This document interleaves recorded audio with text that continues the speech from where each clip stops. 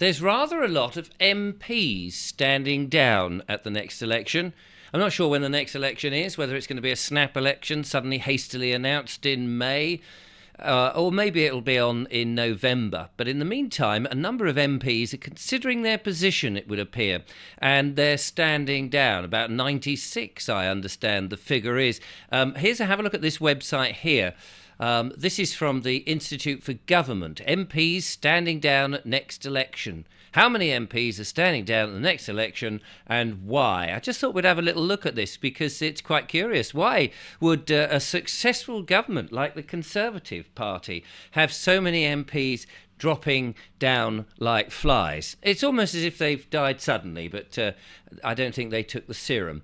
Anyway, so how many MPs are standing down at the next election, it says here, and as of the 8th of March 2024, some 96 MPs have announced that they will not stand again at the general election.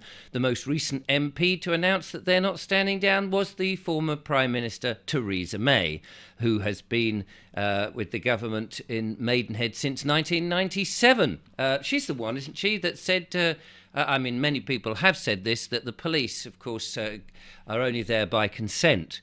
Sometimes I find myself not consenting to the police when their activities involve supporting enforcement agents, but that doesn't seem to get them to go away. Anyway, that's a by the by. Let's have a look at some of them. Here we go. Here is the mugshots of these people. Maybe these mugshots could be used when they're behind bars for certain nefarious activities that I believe that some of them may well have been involved with.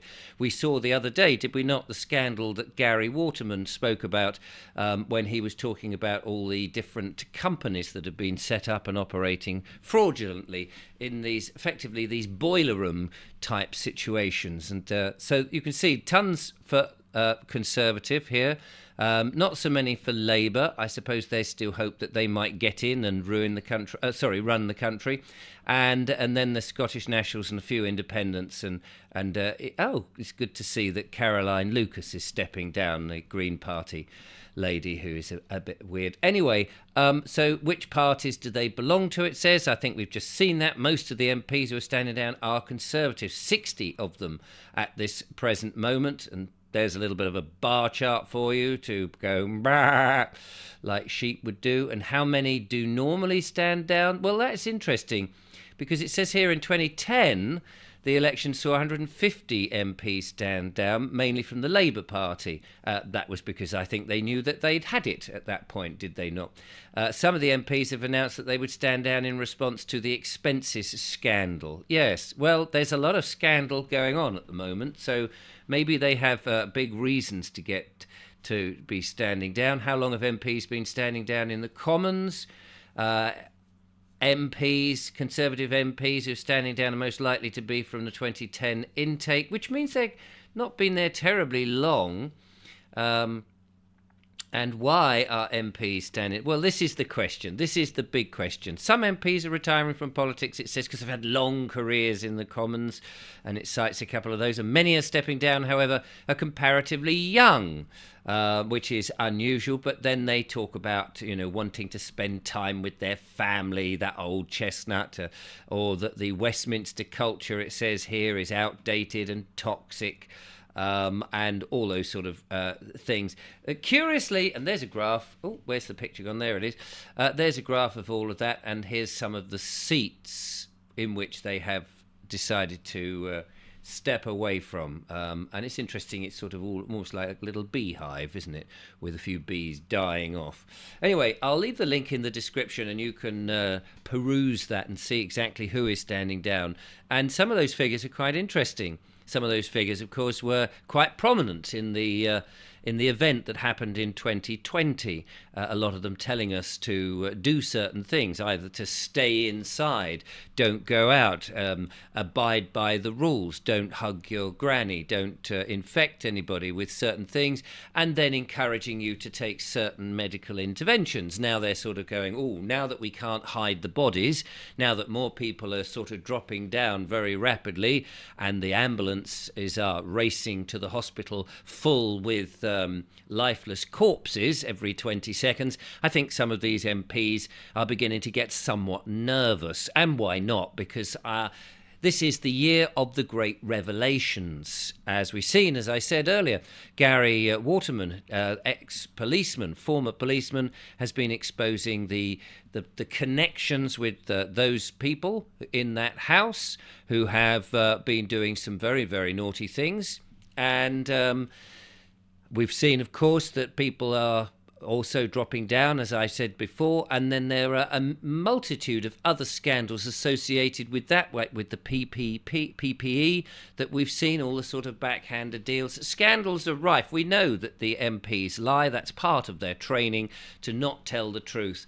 And now the people are beginning to turn on these folk, and quite rightly. And in fact, with Gary's revelations, which you may have seen on my Friday show, you may want to be writing to your MP to request that they also stand down if they haven't actually announced it. It'd be quite handy if they all bloody well stood down and bogged off. They could go to a nice little small room where there are small handcuffs, for their sort of sexual little things that they like to do in the evening, their fetishes, or whatever it is that they do, as long as it doesn't involve small people of a younger age, which we also know does go on with a number of these people. But they're all going to be found out, and they're probably absolutely getting through the toilet paper rather rapidly, I would suspect, at this moment in time, because, as I say, 2024 and 2025 is the time of the great revelations, and the public are beginning to actually work out, oh, has this really been going on? This isn't just conspiracy nonsense. This is actually true. Yeah, funnily enough, it is actually true. And those people that we have been looking up to guide us and to look after us and to govern us, turn out to actually be not very nice people at all. And they've done the dirty on us with their corporations, their fake companies, and their fraudulent activities. Let's just have another look at their mugshot, shall we? Here we go. And you could print this out. It makes good dart throwing paper. And there they are. Now, I'm sure that within some of those terrified people that you can see there going, oh my God, they're onto us, there might be one or two good ones. But when you look at their faces and you start to think, no, not many of those who are stepping down. So what does that mean? What does it mean for an election that might be happening very soon? Will there be many, many more independents? Is there a chance that actually voting for somebody will make a big difference? I wonder if the civil service who back them up, and the people from the WEF and the WHO who lean on the government, and the people who lean on them, the Satanists and Luciferians and all of those, are they all stepping down? Are they all quivering? Are they realizing that in the end good does conquer evil, and that they have no hope in hell?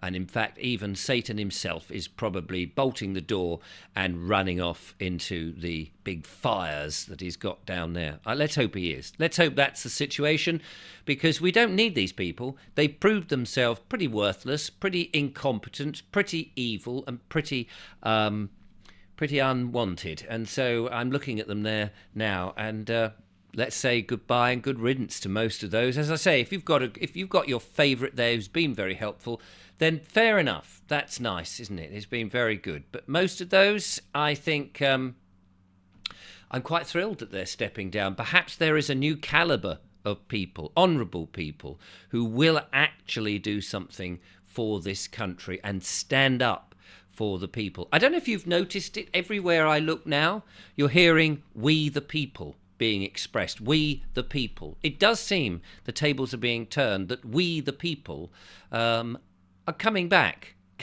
into power, coming back to take control, to take back responsibility for ourselves, and saying to these people, I nearly swore then, saying to these people, thanks very much, it's been very nice knowing you, you've ruined the country, you haven't been very useful, disappear, we don't want to see you ever again.